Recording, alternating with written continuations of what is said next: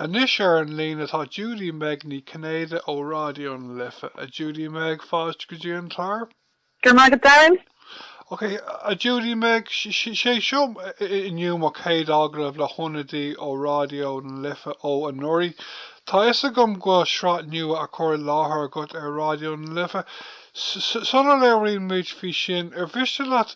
beagání inse dom fí conas atá na sréinte I gcoinne COVID an hÍde ag chur seach ar an sáisiún? Well, darnoi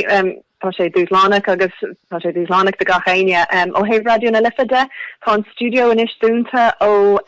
mí mórta fihe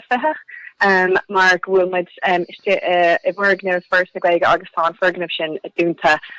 so tuigim go reinstáisiún pobl eile hartí na tíre an ann oscailt le sríanta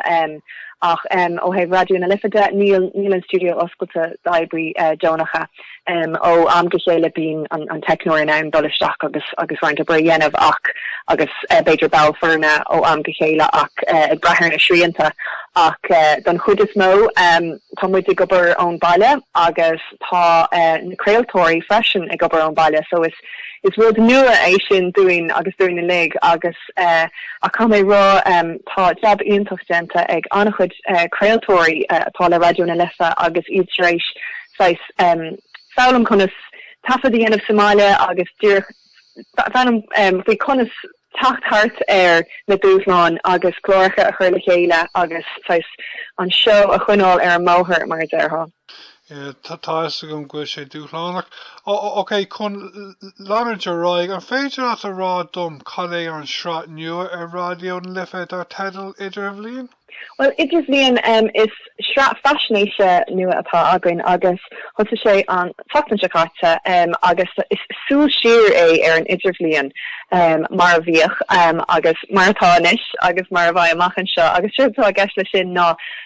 sular buúlain tír le pandéim COVID-19 thug Raidió na Lifa cuairt ar sé Gaelcholáiste maiach lia agus bhí muid chun sráith a dhéanamh maiall ar an Idirbhliain agus sais tafad dhéanamh ar an eispras sin a bhíon ag daltaí nánscoile hartí na tíre agus bíon blas éagsúil ar an Idirbhliain nach scoil mar tá sais siirse acu chun chlór féin a chuir le chéile don Idirbhliain agus hasí wen sais léirgus áil ar sin so rinne mar na tafadí sin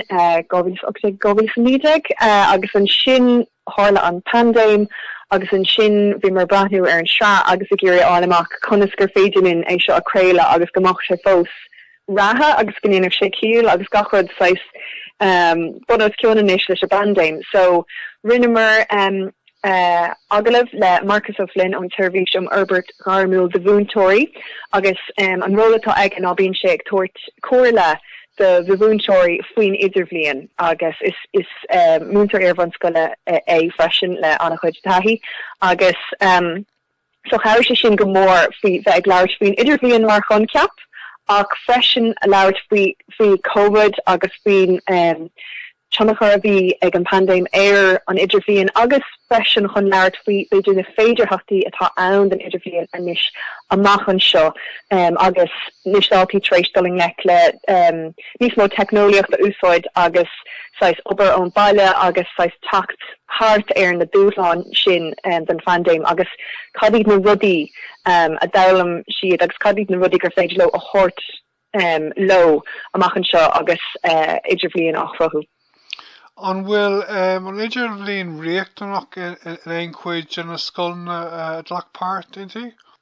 Bhí sé riachtanach níor bhéin scoil nach nearna an Idirbhliain agus ceapan gur sé riachtanach in ngach scoil. Ní dólam ceapan gur sé caméis sin a heicáil chun níorna rá darnú ach bhí mar hiigim se é bhí gachéine ag ghlachapórt san Idirbhliain ach nílam cinnta ar gach scoil ach bhí gach bhí an cuid is mód an adaltaí á ghlachapórt cinnte I Coláiste Chilliain tá sé riachtanach agus I Coláiste Íosagáin agus nílam agus Gaelcholáiste an Phiarsaigh ach caimé é sin a heicáil bit rééis. Ok, sin go bra. Sílam ghfuil 10 Gaelcholáiste maidir clé agus ghfuil seansama an go nusclóg for cúpla ceann eile ar leids na gearblínta tá macrón. An féidir de rá lom an raibh mór an difriochta idir na scoil na maidir leis an méid a bhí le rá ag na scoileirí ag ghlacha páirte sra? Well, the an tain wat vi tá étas agus tá sais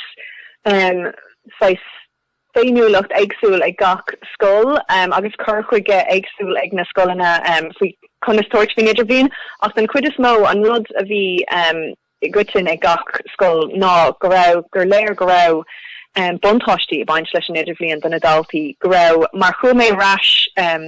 chuig na scoilena sais ag deireadh na bliain agus fi mé gglairtló fi conas ar airí lo agus a géirí gomach siad ag déanamh súil siar ar méid a bhí dénta acu agus den chuid is mó bhí annach chud rudí darfacha le rá acu faoin Idirbhliain so sin rud a bhí a gwitin ach ó haibh an chlór Idirbhliain de hí chuige agsúil ag na scoilena i cúpla scoil hí ceoldrama arsúil agus na scoilena sin hí an ceoldrama an lornach tá annach chud aber a gceist hí scoilena eile nach ra an ceoldrama lornach hí beidir tar scoile haar leabhar lornach mar hampla cua Raidió Coláiste Chilliain go Uganda agus scoilena eile bhí siad ag denmh rudí eile agus béim curtha ar rudí éagsúla. So bhí gach scoil éagsúil ach an rud a bhí a gritin acu ná go rá buntáistí baint leis an Idirbhliain agus go rá gaiisiid darfach fi sin. Ní dhearanna mé an Idirbhliain agus bé ar scoilachtais gom go an buntáistí leis. Ok, an féidir leat Judy-Meg beagán í rálum fi cada a bhéad clostáil ar an gláir an seo agus an ar an gláir an Chilliain? Well, the second show by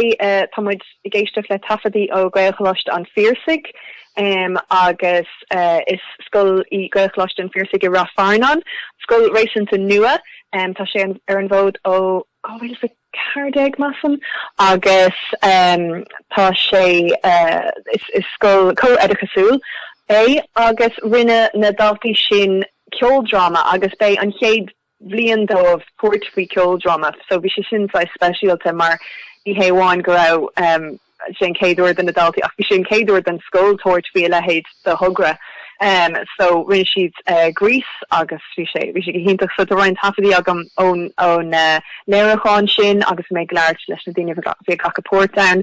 agus freisin tá ar an glóir sin tá Marcus O'Flynn an turbís Albert Garmil de bhúntóirí agus bhín sé gglair faoi na dúchán a bhainein le leis an Idirbhliain dúach ó haibh an chlóide ó haibh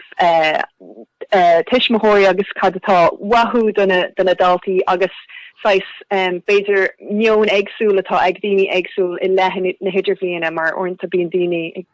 ceappa well is chumú ama ba chógamach siad ag zero ar an stadia agus rudí mar sin. So sin an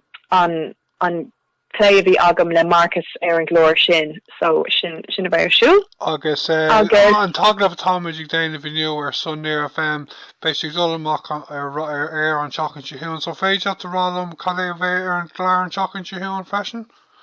In Aibreáin 3 tugamid cuairt ar Coláiste Chilliain ag Bealtaine agus so ní siad ceoldrama ach bhí siad déanamh annach chuid tugra éagsúla bhí siad déanamh annach chuid taithí oibre in áitina éagsúla agus sa clúir sin bhí me gglaart le Marcus O'Flynn freisin maidir leis an agriíocht féin agus an fáis rud a bhín arsúla acu ó haibh cabharthirt de scoilena leis an Idirbhliain agus freisin bhí me léine ceiste bhí caidanú a dhéanamh ar chlór an Idirbhliain agus an nuach sé sin ó dhéanamh amachchan seo. Faoi láthir tá annach chuid saoirse ag scoilena chlór féin agrú ach amachchan seo bhí me gur álamach a bhfuil éon brú chun gomach roint elementí I gcónaí mar an ggéine ag gach scoil den Idirbhliain agus bhí me lééis sin, so sin atá arsúil in Aibreáin 3. Ok, chun teachta dro an agla fa Judy-Meg ar bhaid le aonú le ainm dar éisií faoin gláir go faoin sraith go gginráda? No, an taon ná na daltaí seo tá siad is iad seo an drama tá aníis ag tuairt faoi chlór na háirteiste agus so cum rá is blion dúlána é de gachéine ach grau an a chuidober siúlaú agus tasúlagum gomuine siad tanna as an sra agus gomain Idirbhliain mar sais cruimní dearfacha acu ón Idirbhliain gur féidir le a horsló amachchan seo agus an dain tasúlagum gohfuil rudí ag dul níos fearr amachchan seo.